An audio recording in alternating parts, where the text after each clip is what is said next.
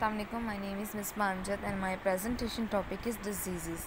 Diseases different types के three diseases हैं: anthrax, tuberculosis and gonorrhea. Anthrax is basically जो disease है वो ज़्यादातर हमें एनिमल्स से होती है, एनिमल्स की कंटेमिनेशन से होती है। एंथ्रेक्स जो है वो एक इन्फेक्शियस डिज़ीज़ है और ये एक बेसिलियस एंथ्रेक्स है।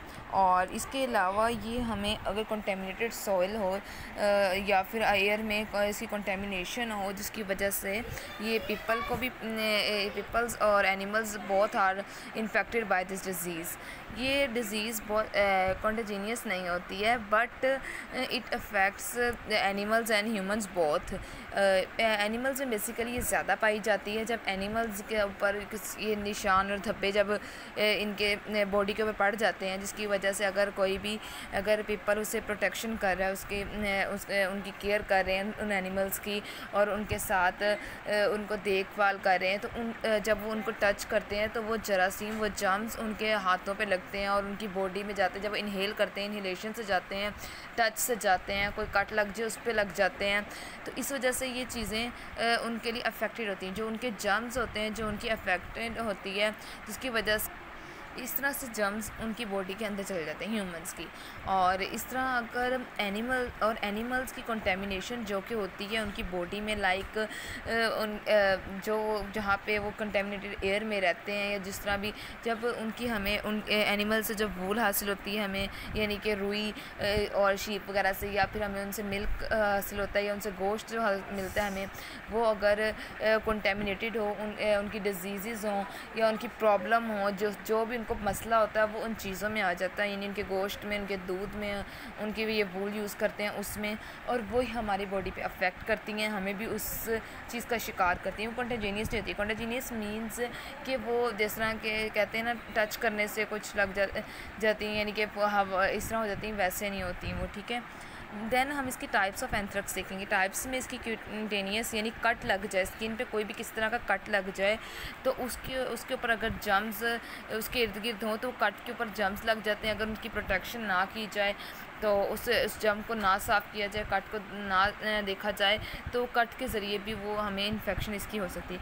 गैस्ट्रो इंटेस्टिनल डिज़ीज़, ये इसमें क्या होता है? गैस्ट्रो इंटेस्टिनल मीन्स हमारी बॉडी के अंदर जिस तरह के हम लोग हम कहते हैं स्मॉल इंटेस्टाइन लार्ज इंटेस्टाइन, इस तरह इंटेस्टाइनल ये वहाँ से इंटेस्टाइन से आया है। और हम लोग जिस तरह अगर कोई चीज़ खा रहे हैं हमारे स्टमक के अंदर जा रही है उनकी इन्फेक्टेड एरियाज़ में से जा रही है वो गोश्त हम खा रहे हैं और वो हमारी बॉडी में जा रहा है वो प्रॉब्लम क्रिएट करता है हमारे लिए, ठीक है। देन इनहेलेशन में क्या होता है? इनहेलेशन से तो साफ वाज़ेह हो रहा है कि हम लोगों ने जो सांस लेना है उस एयर में तो उससे प्रॉब्लम ये इनहेलेशन यानी इनहेल करने से कोई भी चीज़ अगर ज़रा सी वबा में फैल गए हैं हवा के अंदर फैल गए हैं उनके तो वो जब हम इनहेल करेंगे तो वो हमारे लिए प्रॉब्लम क्रिएट करेंगे। उनके जो स्पोर्स होंगे कंटेमिनेटेड स्पोर्स जो होंगे ना उस चीज़ के उनकी बीमारी के डिज़ीज़ के वो जब हवा में फैल जाएंगे तब वो भी ह्यूमंस के लिए इफेक्टेड होंगे और ठीक है और दूसरे एनिमल्स के लिए भी इफेक्टेड होंगे। देन इंजेक्शन में ये आ जाता है ये एक इसकी फोर्थ टाइप है। ज़्यादातर तो 3 डिस्कस की जाती हैं लेकिन जो ये फोर्थ टाइप है ये यूरोप में बेसिकली जो यूनाइटेड स्टेट में यूरोप में ये डिस्कवर की गई थी जो कि पीपल जो इंजेक्ट करते हैं हीरोइन ये एक ड्रग है जो ड्रग को अपने अंदर इंजेक्ट करते हैं और ये इंजेक्शन के थ्रू ही एंथ्रेक्स इसके अंदर फैलता है लोगों में और ये अंदर स्किन के अंदर तक फैल जाता है हमारे मसल्स तक में फैल जाता है क्योंकि वो जब इंजेक्शन हम इंजेक्ट करते हैं हमारी बॉडी में तो वो डीप अंदर तक जाके फैल जाता है। इसके अलावा हम लोग इसकी कुछ 4 टाइप्स थी। अब इसके अलावा हम इसके देखें कॉमन ये कहाँ पाया जाता है एंथ्रेक्स ज़्यादातर। जैसे कि देखिए कुछ कंट्रीज़ में जहाँ पे क्या उसे कहते हैं वैक्सीनेट नहीं होते हैं लोग और ये वैक्सीनेट नहीं होते हैं लोग जहाँ पे उनको इन्फेक्शन होता है जैसे कि Caribbean island, central America, central and south west Asia, south America, southern and eastern Europe, सब सहारन अफ्रीका। ये कुछ मतलब कि आइलैंड्स और कुछ मतलब के कंट्रीज़ हैं जहाँ पर लोगों में ये एंथ्रेक्स ज़्यादातर होता है, ठीक है। ये कुछ कॉमन वहाँ की जगह हैं। अब एक बायोलॉजिकल वेपन एंथ्रेक्स को कैसे देखा गया है? एक मतलब कि एक ना अटैक हुआ था बायो टेररिज्म अटैक जो था ना 2001 में यूएस में हुआ था तो उसमें रिसर्च में ये एंथ्रेक्स का जो है ना पाउडर, ये वहाँ पर देखा गया था जहाँ पर हम जो थे ना 22 जो लोग थे ना वो क्यूटेनियस की वजह से वहाँ पे कट उनके लगे उस वार के दौरान, जिसकी वजह से वो एंथ्रेक्स उन्होंने वहाँ पे जम्स को एंथ्रेक्स के इनहेल भी किया और वो डेड हो गए। और इसके अलावा इसके अलावा इनको यहाँ पे बहुत ज़्यादा प्रॉब्लम क्रिएट हुई। बहुत सारी एजेंसीज़ ने भी उसको प्रिवेंट करने यानी बचाने के लिए एंथ्रेक्स के लिए बहुत ज़्यादा काम करना शुरू किया इस अटैक के बाद, ताकि एंथ्रेक्स से कैसे बचा जाए। उसके अलावा इसके कुछ साइंस हैं, साइंस ऑफ एंथ्रेक्स के क्या हैं जो इंसानों में किस तरह पाए जाते हैं, डिपेंडिंग इसकी टाइप पे करते हैं, जो कि कौन सी टाइप है, किसका कितना मतलब कि कौन सी क्यूटेनियस है इन्हेलेशन है जो उसके ऊपर। इससे फैटिग्यू थकावट होती है, फीवर बुखार होता है, स्वेटिंग होती है, बहुत ज़्यादा हेडेक हो जाता है, मसल एचेस होते हैं, ब्लिस्टर बम्प्स यानी बॉडी के ऊपर रेड रेड स्पॉट्स जैसे हो जाते हैं ना, वैसे ब्लिस्टर बम्प्स यानी वहाँ पे वो हो जाते हैं। स्किन का अल्सर हो जाता है। उसके बाद नोज़िया, वॉमिटिंग, बहुत ज़्यादा एब्डोमिनल पेन होती है, ब्लडी डायरिया जब होता है ब्लड आता है साथ उसके वॉमिटिंग, स्वेलन लिम्फ नोड्स हो जाते हैं। ये कुछ इसके साइंस एंड सिम्टम्स हैं जब ये एंथ्रेक्स हमें हो जाता है। उसके बाद देन इसके बाद कुछ इसके वाइल्ड एनिमल्स पे लाइक डियर, कैटल, शीप, ये जो कॉमन एनिमल्स हैं इन पे एंथ्रेक्स बहुत ज़्यादा पाया जाता है। उसके अलावा इसकी ये चीज़ें इसकी कुछ इन्होंने सिम्टम बताए, फिर ये एनिमल्स में पाया जाता है, बताया कि किस तरह ये स्किन को जब एक वो जम होता है वो मल्टीपल जम्स में क्रिएट हो जाता है, फिर वो बॉडी पे अफेक्ट करता है। देन अब वो कह रहे हैं कि एंथ्रेक्स कॉन्टेजियस जो कि मैंने शुरू में बात की थी, लेकिन एंथ्रेक्स इज़ नॉट कॉन्टेजियस। ये नहीं कि कॉन्टेजियस मीन्स एक जैसे इस तरह नहीं फैलता जैसे कि फ्लू फैल जाता है या चिकन पॉक्स फैल जाता है, वैसे ये एंथ्रेक्स फैलता नहीं है। You can not catch anthrax from around somewhere who infected. आप ऐसे ही नहीं कर सकते हैं कैच। एंथ्रेक्स डायग्नोस कैसे होता है, यानी एंथ्रेक्स को देखा कैसे जा सकता है कि वो डायग्नोस हो गया या आपको हो गया। इसके सिम्टम्स पे आप लोग इसको देख लेते हैं, ब्लड टेस्ट करा सकते हैं, चेस्ट एक्सरे करवा सकते हैं, ठीक है, लैब में टेस्ट करवा सकते हैं, मुख्तलिफ़ किस्म के ब्लड के ज़रिए आपके टेस्ट होंगे, इससे आपको पता चल जाएगा कि आपको एंथ्रेक्स आपको है या नहीं। फिर आप इसकी केयर कर सकते हैं, इसका ट्रीटमेंट करवा सकते हैं जो भी।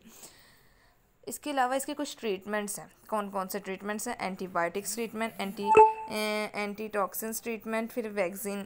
इसकी 3-4 ही कुछ ना ट्रीटमेंट्स, इसके ज़रिए हम पता चल सकता है कि ये क्या है ट्रीटमेंट, ठीक है। अब इसके अंदर जो एंटीबायोटिक्स हैं, एंटीबायोटिक्स में oral, injected, various antibiotics fight against infection, ठीक है। और आपके अंदर इसमें ज़्यादातर जो सिप्रोफ्लॉक्सासिन जो कि है वो इसके अंदर इंक्लूड एंटीबायोटिक्स में, और डॉक्सीसाइक्लिन, ये जो एंटीबायोटिक्स में ऐड होती हैं। इसके बाद एंटीटॉक्सिन्स में क्या है? एंटीटॉक्सिन्स में वो ये बताते हैं, एंटीटॉक्सिन में ये होता है कि आपकी बॉडी में इंजेक्ट कर दिया जाता है एंटीबॉडी को मेडिकेशंस के ज़रिए, जिससे वो आपके एंथ्रेक्स के टॉक्सिन्स जो होते हैं आपके बॉडी में उसको लड़ता है। एंटीबॉडी हमारे लड़ने के लिए होती है जो बॉडी में जम्स होते हैं उसके ख़िलाफ़, और ट्रीटमेंट करती है। वैक्सीन एक और ट्रीटमेंट है जो हमें बचाता है एंथ्रेक्स से, प्रिवेंट करता है हमें, जैसे बायोथ्रेक्स। और इसके अंदर वैक्सीन 4 वीक्स की होती हैं, और ये चीज़ें वैक्सीन में आती हैं ज़्यादातर।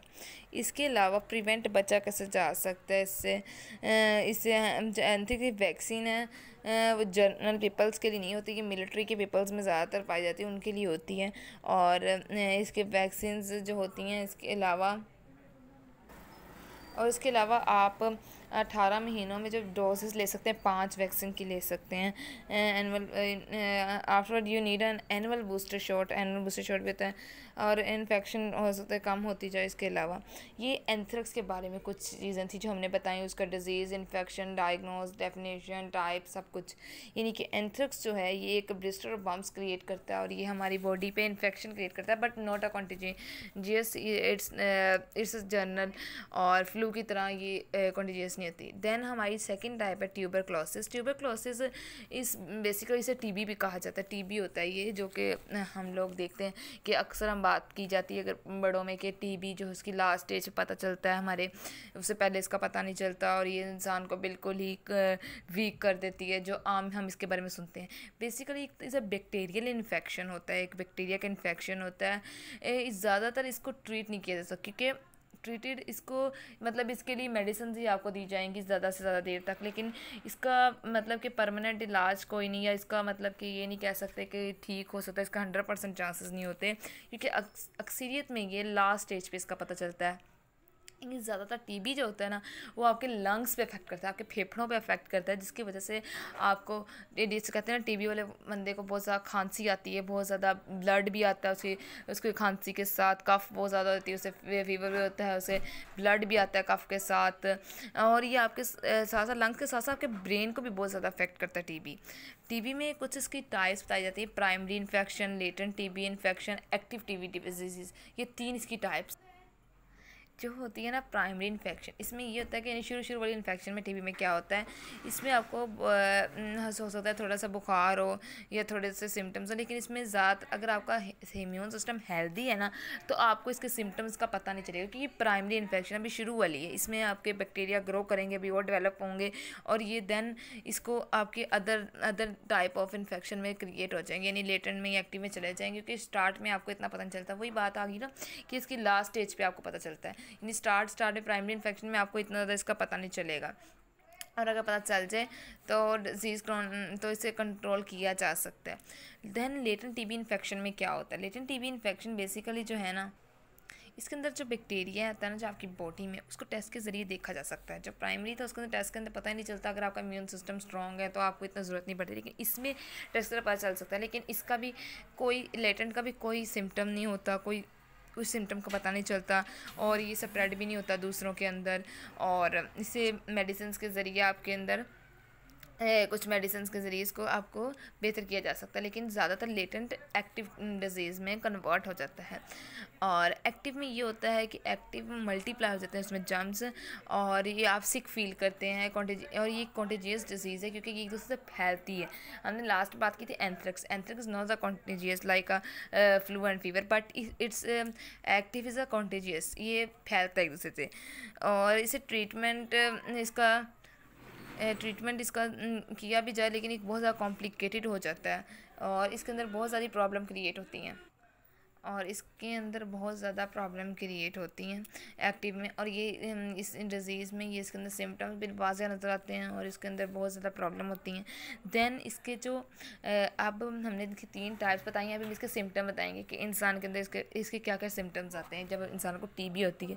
बैड कफ, यानी बुरी तरीके से कफ आपको होती है, लॉन्ग लास्टिंग, मतलब कि ज़्यादा देर तक आपको खांसी रहती है, आपको हर वक्त आपके चेस्ट में पेन ये चेस्ट जाहिर सी मतलब आपको खांसी ज़्यादा रहेगी तो आपके चेस्ट में पेन होने लग जाएगी।